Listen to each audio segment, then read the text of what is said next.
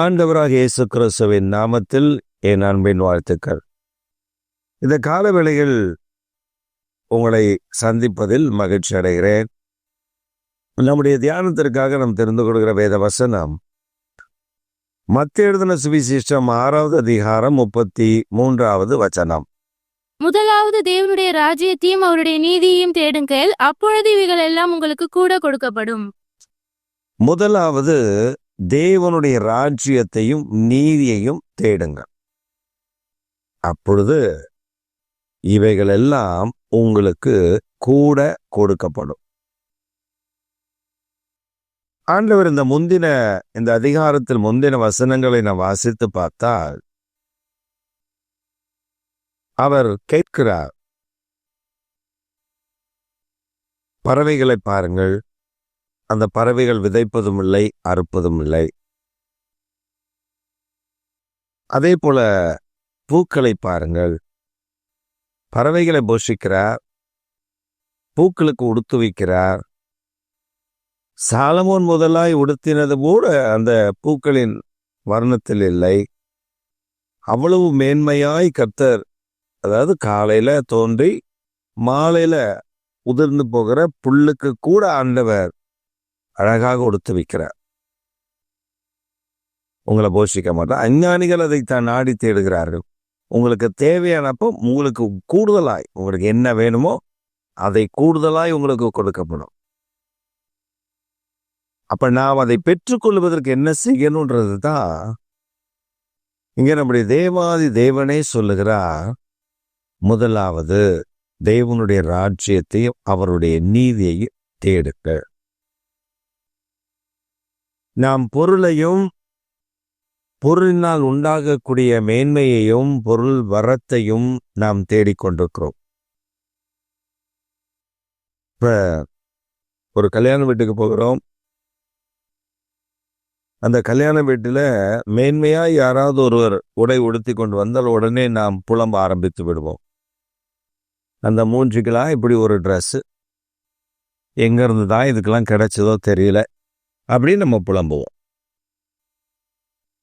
ஆனால் கர்த்தர் அவர்களை ஆசீர்வதித்திருக்கிறார் என்பதை மறந்து விடுவோம். இப்ப நீங்க கடை வீதி தெருவில் போங்க, கடை தெருவில் போங்க, கடை வீதிக்கு போங்க. இந்த கடை தெரு கடை வீதிகளில நீங்க பார்க்கும் பொழுது 2 காரியங்களை நீங்க பார்க்க முடியும். ஒன்று, அலங்கார பொம்மைகள். பொம்மைகளுக்கு அழகா உடுத்திருப்பான் வஸ்திரம். அது என்ன கொடுத்தா வச்சது இல்லையே, அதுக்கு உணர்வும் கிடையாது, ஒன்றும் கிடையாது. ஆனா அதுக்கு அழகா உடுத்தி அப்படியே நிக்கிற மாதிரி வச்சிருப்பான். அது மட்டும் இல்ல, இன்னொன்று பார்த்தீங்கன்னா மேல தொங்க விட்டுருப்பான். அந்த ட்ரெஸ்ஸா மேல தொங்கும்.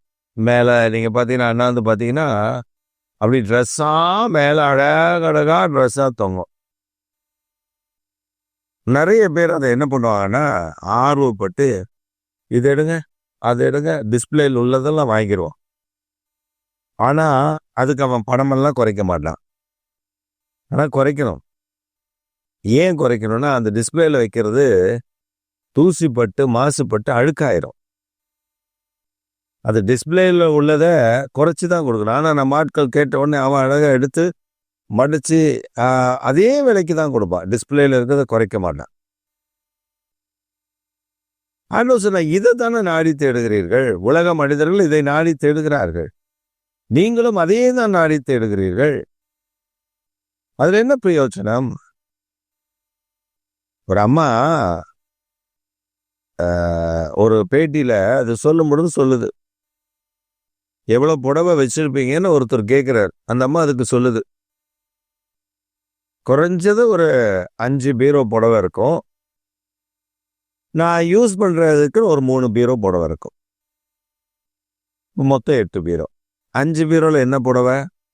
எல்லாம் கலெக்ஷன்ஸ். ஒன்று காட்டன், ஒன்று பட்டு, ஒன்று அது, ஒன்று இது, ஒன்று அதுன்னு சொல்லி 5 இடத்துல கட்டாத புடவைகள், புது புடவைகள் 5 பீரோ.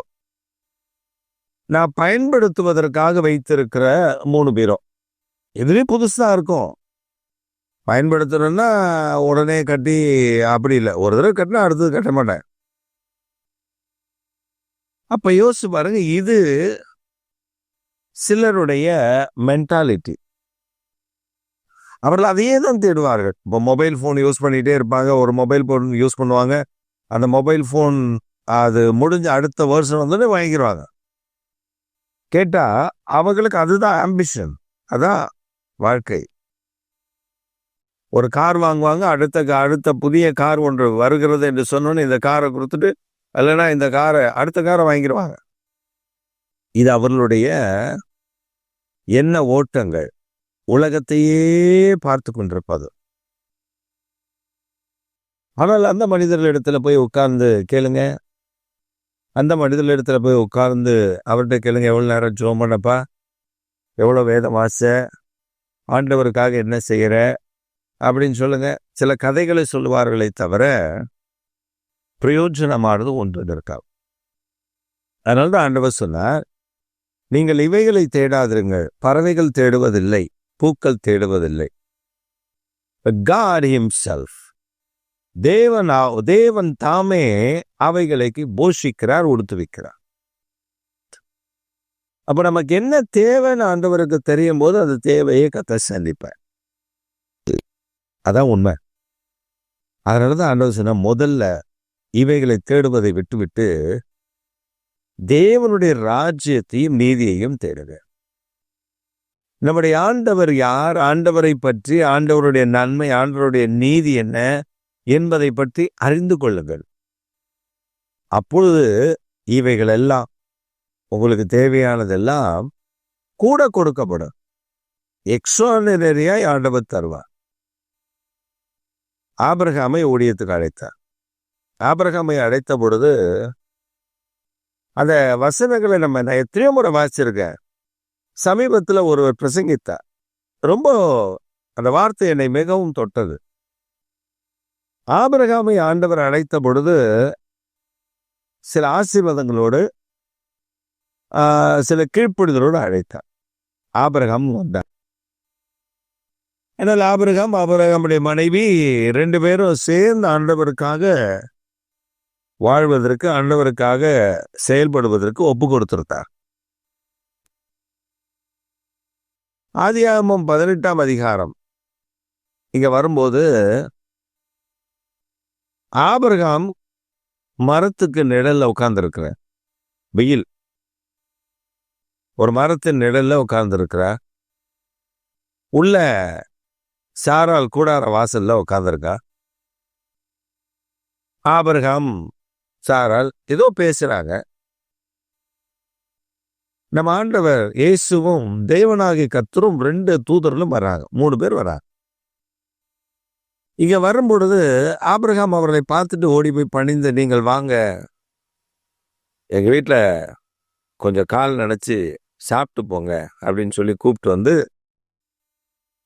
கூடாரத்துக்குள்ளெல்லாம் கூட்டு போல, அந்த மரத்துக்கு நிழல்ல ஆபிரகாம் எங்க உட்கார்ந்தாலும் அதே இடம்.